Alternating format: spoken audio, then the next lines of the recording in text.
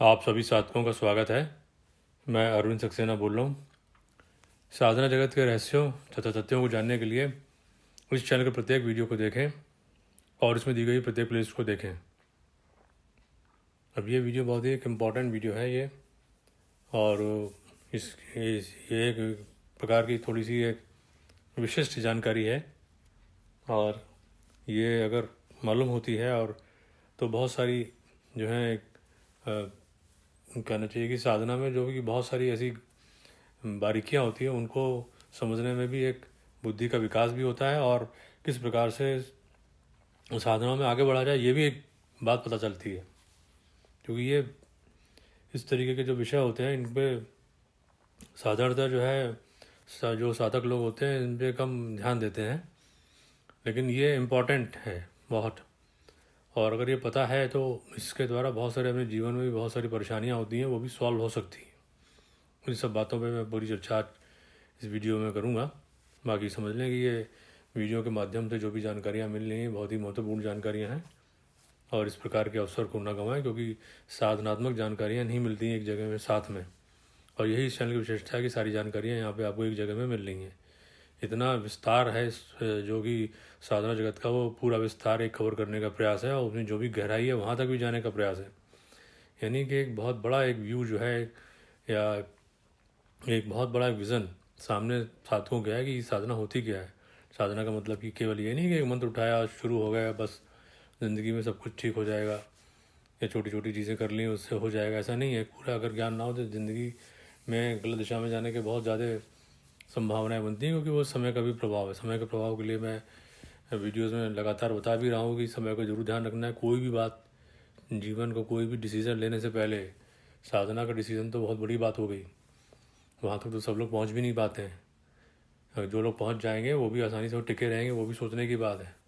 लेकिन अगर सामान्य मनुष्य भी अपने जो जीवन में जो अपनी जो भी डिसीज़न मेकिंग कर रहा है, जो भी निर्णय ले रहा है जीवन में, उनमें भी अगर उसको समय का भी उसको ज़रा सा भी अंदाज़ा होगा तो भी वो बच सकता है।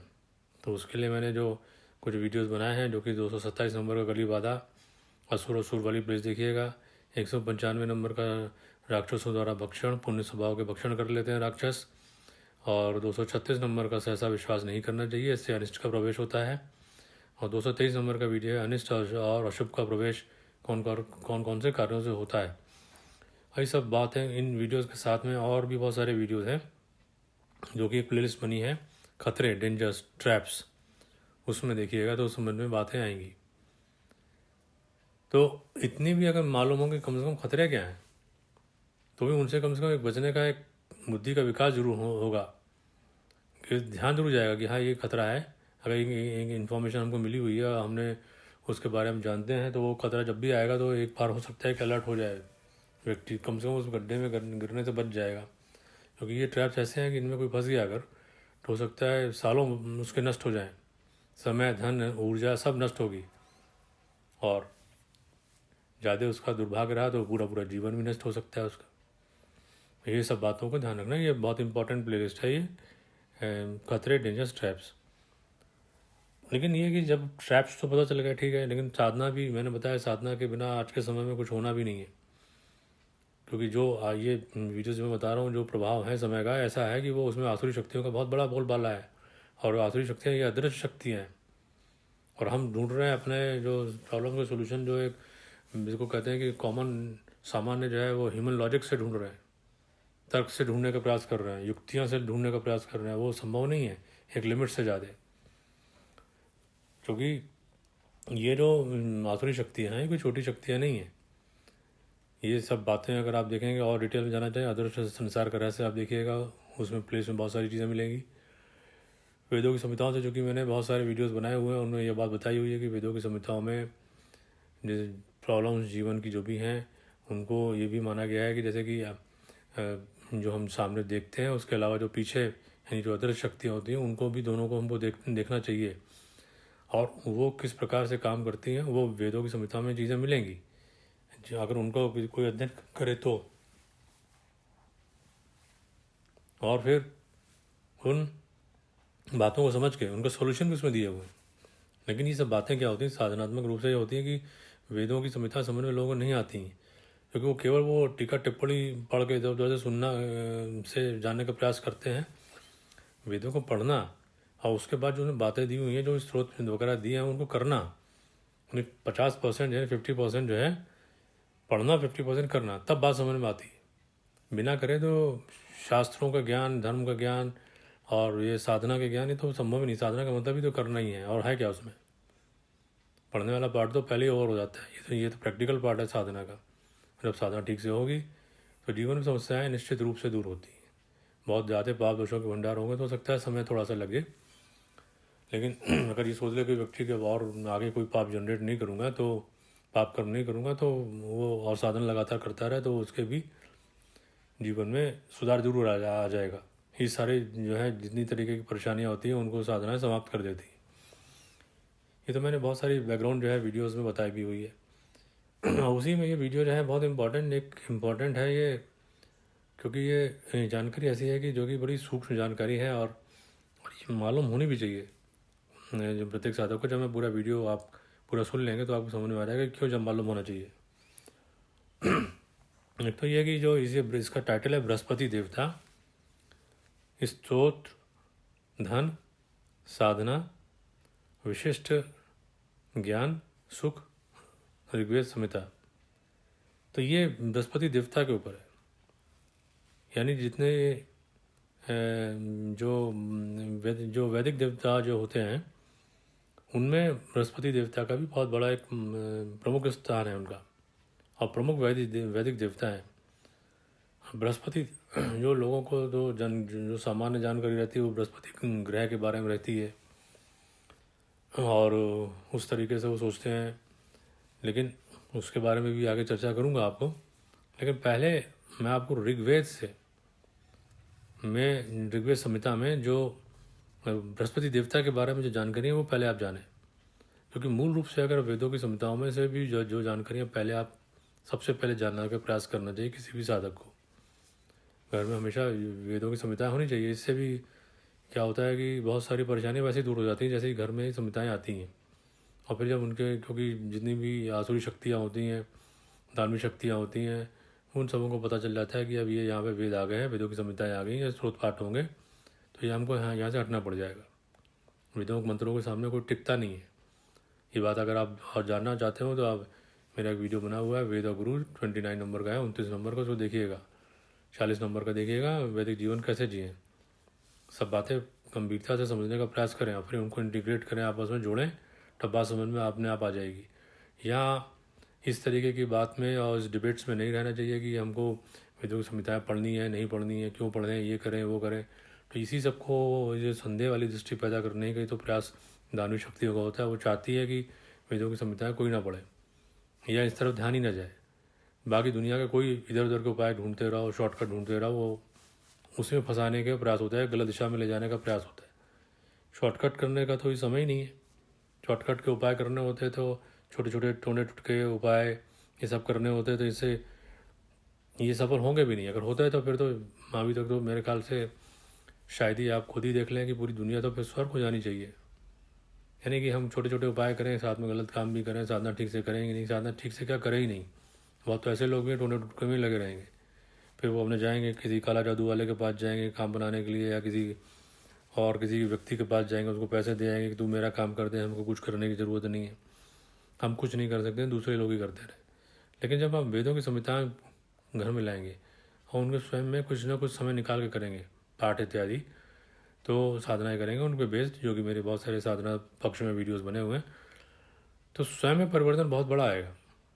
यानी आप समझ लें कि स्वयं में आप 1 घंटे की कोई साधना ठीक से कर रहा हो, लगातार कोई कर रहा हो, सही और शक्तिशाली साधनाएं कर रहा हो, सही मंत्रों का उपयोग कर रहा हो, तो उसके जीवन में निश्चित रूप से सुधार आएगा। किसी और जगह जाने के, किसी के हाथ पैर जोड़ने की कोई ज़रूरत भी नहीं है। मैंने कई वीडियो बनाए भी हुए हैं। एक वीडियो शायद 158 नंबर का है, संसार का सबसे महत्वपूर्ण व्यक्ति स्वयं साधक। अपने आप को सबसे महत्वपूर्ण समझना पड़ेगा, तभी आगे जाया जा सकता है। दूसरे के पास जाके हाथ पैर जोड़ने से कुछ होने वाला नहीं है, कम से कम आज के समय तो नहीं होगा। क्योंकि दानवी शक्तियाँ इस प्रकार से बैठी हुई हैं कि वो भटकाने के लिए बैठी हैं। किसके पास जाओगे? सही गुरु उच्च कोटि के यानी जो तो मिलेंगे वो अंत में मिलेंगे यात्रा में। उसके लिए आप सच्चे योगी वाली प्लेस देखिएगा कि सच्चे योगी ही उन्हीं में से कोई जो बना तो बना, वो सच्चे गुरु वही बनते हैं। मेरे वैसे वीडियो बने भी हुए हैं जो उसमें गुरु, अपूर्ण गुरु के बारे में भी आप देखिएगा। लेकिन जब आपके पास में संहिताएँ हैं तो उनमें से ये जो मैं आपको ये बता रहा हूँ, ये सूक्त बता रहा हूँ, इसमें से बृहस्पति देवता के बारे में भी एक सूक्त बताऊंगा। और बृहस्पति देवता की जो जानकारी आपको दे रहा हूँ ऋग्वेद संहिता से दे रहा हूँ, तो इनको जानकारी एक बार अपने स्वयं में वेदों की संहिताओं से उसको जानने का अवश्य प्रयास करें। बाकी और आगे जानकारी आपको अभी दूंगा, थोड़ा सा है कि किस प्रकार से इसको करना है, ये है इस सूक्त को पाठ करना है। पहले तो जाने बृहस्पति देवता एक बहुत प्रमुख वैदिक देवता हैं। ये जो हैं प्रार्थनाओं और साधना के स्वामी हैं, और जो वाणी के देवता हैं, बहुत मधुरभाषी हैं, ज्ञान के देवता हैं, देवताओं के पुरोहित हैं। अग्नि की भांति वो राक्षसों को जला देते हैं, द्वेष रहित हैं, बलशाली हैं और ज्ञानियों के भरण पोषण करता है, विशिष्ट ज्ञान संपन्न है, सभी लोगों के सहयोगी हैं और कपटी असुरों के विनाशक हैं, और सोम पान करने वालों पर अपनी कृपा करते हैं। लेकिन ये उनका पथ प्रदर्शन किन का करते हैं, ये एक इम्पॉर्टेंट जानकारी आपको मैं ये ऋग्वेद संहिता से बता रहा हूँ, इसलिए ये मतलब ध्यान से सुनने का प्रयास करें और समझें ये किन का पथ प्रदर्शन करते हैं। जो सन्मार्गी हैं, सही मार्ग पर जा रहे हैं, यानी जो दुराचारी कपटी व्यभिचारी होंगे उनको ये मार्गदर्शन नहीं करेंगे। उनको अपने आप को बदलना पड़ेगा पहले तो, और अगर इतना तो कम से कम करना पड़ेगा कि अब जो कर लिया अब आगे नहीं करेंगे गलत काम, तब तो हो सकता है ये उनको सहयोग करें, नहीं तो उनको सहयोग नहीं करेंगे ये। तो जो उनका पथ प्रदर्शन करते हैं, जो सन्मार्गी हैं और उत्तम अन्न को ग्रहण करते हैं, इसके लिए आहार वाली प्रेस आप देख लीजिएगा। दुष्टों का नियंत्रण करने वाले ऐसे व्यक्ति जो होते हैं, जो कि अन्याय और दुष्टता के लिए जो है अपनी आवाज़ उठाएं, कुछ कार्य करें या उनको रोकने का प्रयास करें, ऐसे लोगों की वो मदद करते हैं। इसका रिवर्स समझ लें कि जो दुष्टता करने वाले लोग हैं या दुष्ट लोगों का साथ देने वाले लोग हैं, उनका वो कोई भी पथ प्रदर्शन नहीं करते। ये बात जो आपको ऋग्वेद संहिता से मैं बता रहा हूँ। सुख वर्षक हैं, जिनके के ऊपर कृपालु होंगे उनमें सुख की वर्षा भी करेंगे। और क्या प्रदान करते हैं, अन्न देते हैं, पशु देते हैं, धन देते हैं, मुख्य रूप से जो है वो ज्ञान देते हैं और वीर संतान देते हैं।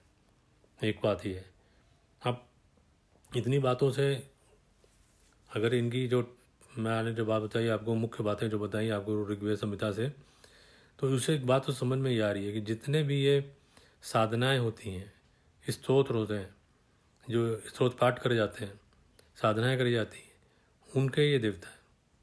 तो यानी कि इनकी उपासना क्यों आवश्यक है किसी एक साधक के पॉइंट ऑफ व्यू से देखा जाए, तो ये कि अगर वो अपनी साधना में सफल होना है उसको, तो इनकी उपासना जरूर करनी चाहिए।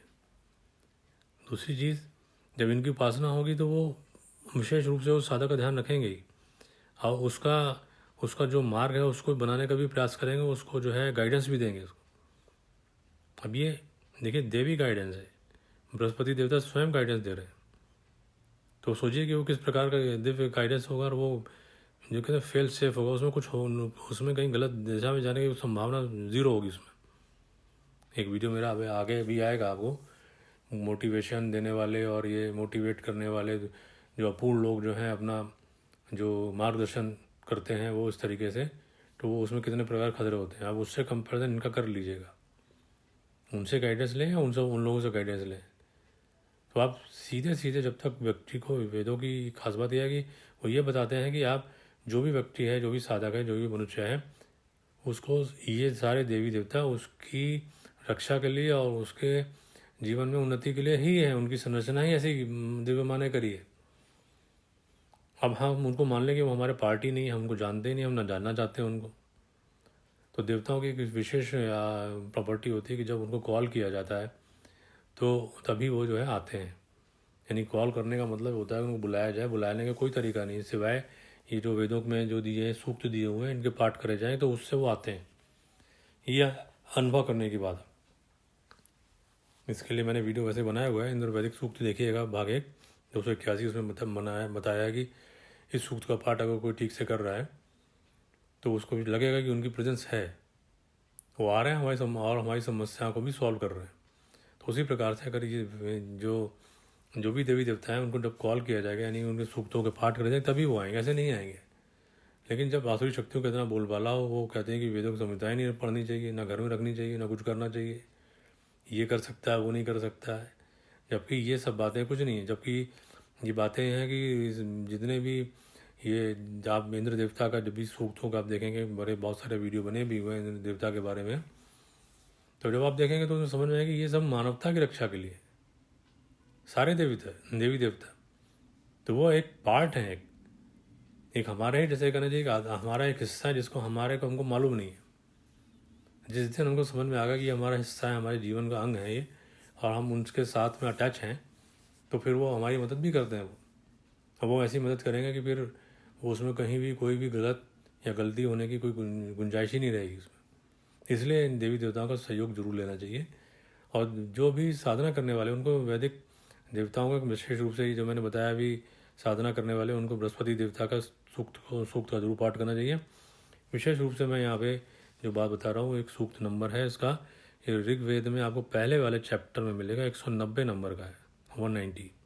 इसके ऋषि जो है अगस्त, मैत्रा वरुणी है, देवता बृहस्पति हैं, छंद त्रिष्टुप हैं, और इसमें 8 मंत्र हैं।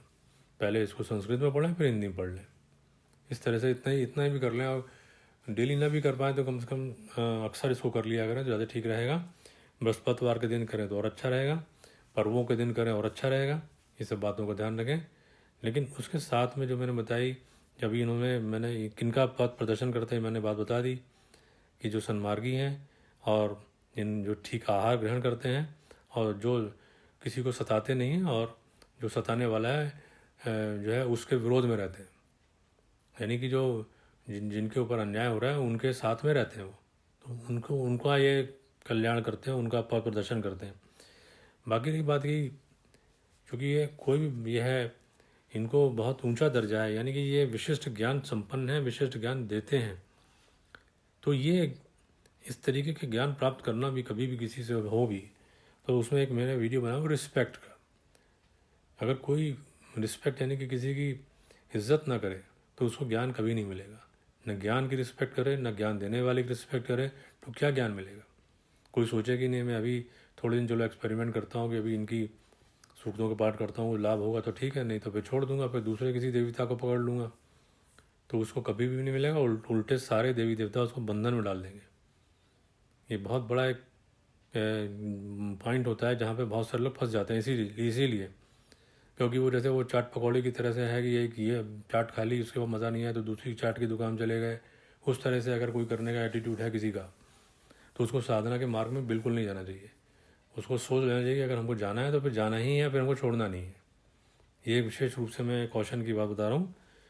तो रिस्पेक्ट अगर नहीं है तो कोई भी देवी देवता की साधना नहीं सफल होगी। और ये तो गुरु रूप में विशेष रूप से ज्ञान दे रहे हैं और सारी समस्याएं का जीवन में सॉल्व करने के लिए चीज़ों को बता रहे हैं, तो इनका तो विशेष रूप से इनकी रिस्पेक्ट करनी चाहिए। और जो मैंने आपको बताया सूक्त है जो, उसका पाठ करते रहना चाहिए समय समय पे।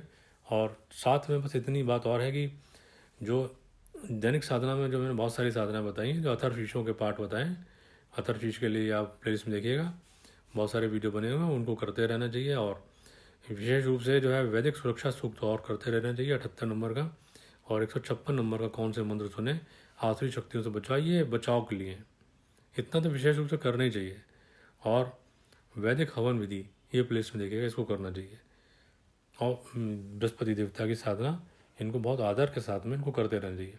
अब रही बात की, कुछ लोग सोचते हैं कि भाई बृहस्पति हमारा अच्छा नहीं है, हमारा मान लीजिए कि एस्ट्रोलॉजिकली अच्छा नहीं है, तो उनको तो करना ही चाहिए। लेकिन साथ में ये सोचना चाहिए कि उनको अच्छा क्यों नहीं है। क्योंकि ये नहीं है कि जैसे कहते हैं कि बीमारी की जड़ तक नहीं जाया जाएगा तो तब तक समझ में नहीं आएगी आखिर किसी चीज़ की कोई चीज़ अच्छी क्यों नहीं है, कोई ग्रह क्यों खराब है। ग्रह वह जितनी भी सारी चीज़ें सब कर्मों से ही बनी है। कर्म अच्छे होंगे तो ग्रह अच्छे होंगे, कर्म अच्छे नहीं होंगे तो ग्रह अच्छे नहीं होंगे। अब कोई उसकी वो करने चले, इंजीनियरिंग करना चाहे कि एस्ट्रोलॉजिकली कि ये ग्रह अच्छा नहीं है तो वो ग्रह अच्छा नहीं है, ये कॉम्बिनेशन नहीं है तो ये साधनाएं कर लें, वो साधनाएं कर लें, तो वो एटीट्यूड ठीक नहीं है। एक मेरा भविष्य दर्शन वाला प्रोडिक्शंस वाले वीडियोस भी आप देखिएगा। साधकों को कोई प्रोडिक्शंस में कहीं नहीं जाना चाहिए। उनको ही मानना है कि हमारे जीवन में परेशानी आ रही है, तो हमको परेशानी के लिए हमको अपने जो भी सूक्त हैं, पाठ हैं, साधना है, उनको करते रहना चाहिए, इररिस्पेक्टिव ऑफ दैट कि वो कि कौन से ग्रह के नक्षत्र की वजह से ऐसा हो रहा है। लेकिन ये समझें कि अगर बृहस्पति ठीक नहीं है तो इसका मतलब क्या होता है, गुरुओं के लिए अपमान किया है, गुरुओं को धोखा दिया है, ज्ञान प्राप्ति का प्रयत्न नहीं किया है, और ज्ञान अगर किसी ने उसको देने का प्रयास किया तो उसको लात मार दी है, भरी थाली पर लात मार दी है।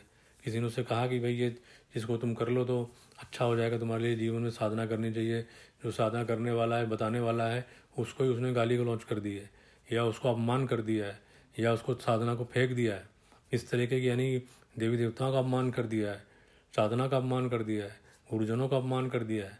तो ये सब बातें तब होंगी तभी गुरु जो होता है बृहस्पति, यानी जो ग्रह जो होते हैं वो उसी दुष्कर्म की वजह से करना चाहिए, जो रॉन्ग पोजीशन हो जाती है एस्ट्रोलॉजिकली कहा जाए, जो बृहस्पति ग्रह होता है, तो उसको सुधार कर क्या करा जाएगा। तो उसको इस तरह से केवल ये नहीं कि ये जो मैं सूक्त बताया कि बस सॉल्यूशन मिल गया चलो मैं इसको ठीक कर लूँ, यानी कि ये एक पॉइंट है, आधा पॉइंट है ये। आधा पॉइंट ये है कि हमको अपने विचार आचार में भी सुधार करना है, ये सुधार जरूर करना है, क्योंकि जिसके पास बृहस्पति खराब होगा और उसने ऐसी ऐसी गलतियाँ करी होंगी तो वो उसके नेचर में ही होगा। वो जो गुरुजनों का अपमान करना ही करना है, उसको धोखा ही देना है, उसको साधना के बारे में सोचना ही नहीं है। कोई बताएगा तो उसको भी जो भी कुछ करेगा उल्टा सीधा ही करेगा, उसके लिए भी गुरु को धोखा तो देगा ही देगा। वो ऐसे लोगों को साधना मिलती भी नहीं पहली बात तो, और मिल भी गई तो अगर वो ज़्यादा दिन उस पर टिक भी नहीं पाएंगे, और फिर अगर वो ज़्यादा उसको पुश करने का प्रयास करेंगे और अपने आचार भी नहीं बदलेंगे, रिस्पेक्ट भी नहीं देंगे,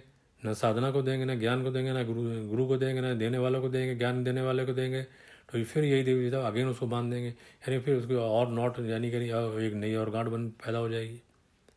इसलिए इस तरीके की साधना के लिए केवल ये सोच लेना कि मेरा ये ग्रह नक्षत्र खराब है तो क्यों खराब हो गया, कोई ना कोई दुष्कर्म जरूर करा गया है। अब दुष्कर्म को सॉल्व नहीं करना है और सीधे बस अपना सॉल्यूशन इंजीनियरिंग करनी है कि उसके अंदर इस ग्रह के लिए वो पूजा कर लो, ये ग्रह के लिए पूजा कर लो। ये बात जो है इस तरह से कि अगर इस तरह से सबकी प्रॉब्लम सॉल्व होती तो अभी तक तो जितने भी कहना चाहिए कि जितने पैसे वाले हैं उनकी तो प्रॉब्लम सॉल्व हो ही गई होती, उनके जीवन में तो कभी दुख ही नहीं रहना चाहिए, क्योंकि फिर तो वो अपनी तरह तरीके की साधनाएं करवाते रहते। ग्रह शांति की अपनी ग्रह शांति तब तक नहीं होगी जब तक कर्मों की शांति नहीं होगी। यानी कि जब भी ग्रह शांति की बात करी जाए किसी की तो उसमें साथ साथ में हमको ये भी समझना है कि हमको अपने अब बुरे काम अब से नहीं करना है कम से कम। और रही बात की साधकों के पॉइंट ऑफ व्यू से, तो साधकों के पॉइंट ऑफ व्यू, साधकों को किसी भी ग्रह नक्षत्र या इस तरह के एस्ट्रोलॉजिकल प्रोडिक्शंस के लिए बिल्कुल उनको जाना भी नहीं चाहिए, सोचना भी नहीं चाहिए। वीडियो मेरे बने हुए हैं भविष्य दर्शन के लिए कि दिव्य माँ जो है इस तरीके की चीज़ों में अनसर्टेनिटी को हमेशा रखती हैं, और वो पसंद भी नहीं करती कि सारी चीज़ों को रिवील किया जाए। और साथ साथ जो है वो वो चाहती हैं कि जो कर्मों के ऊपर ही जो सारा जीवन है, कर्मों के द्वारा ही हम अपने जो है साधनात्मक कर्मों के द्वारा में और अच्छे कर्मों के द्वारा ही हम कर्मों के जाल को छिन्न भिन्न कर दें, और यदि कोई दुष्कर्म करें वो भी नष्ट कर दें। तो साधना ही एक उपाय है, सही साधना बस करनी है। मैंने आपको बता दी अथर्वशीर्षों के पाठ के साथ में और भी जो भी साधना वीडियो बनाई हैं उनको नोट डाउन कर लीजिएगा, उनको करने का प्रयास करें। और जो भी समस्या है, अब अगर मान लीजिए मेरा कुछ सर दर्द हो रहा है, बुखार आ रहा है, तो मैं दवा की गोली पहले लूँगा या मैं किसी के पास जाऊँगा कि मेरे ये बताओ कि कौन सा ग्रह नक्षत्र खराब हो गया कि मेरे बुखार आ रहा है, सबसे पहले मैं दवा लूँगा। तो बस वही एटीट्यूड रखना है कि हमको जो हमारे सामने लक्षण है, प्रारंभिक लक्षण है, जो भी हमारे साथ लक्षण चल रहे हैं, जो भी समस्याएं सामने आ रही हैं, वो आ तो रही हैं, वो लक्षण हमको दिख रहे हैं, उसके लिए हमको केवल साधनाएं करनी है। तो यदि कोई बृहस्पति जैसे सोचते हैं कि उनका बृहस्पति ग्रह भी किसी वजह से उनके वीक है या उनको परेशानी है, तो उनको ये गुरु बृहस्पति की साधना करनी चाहिए जो मैंने अभी आपको इस वीडियो में बताई।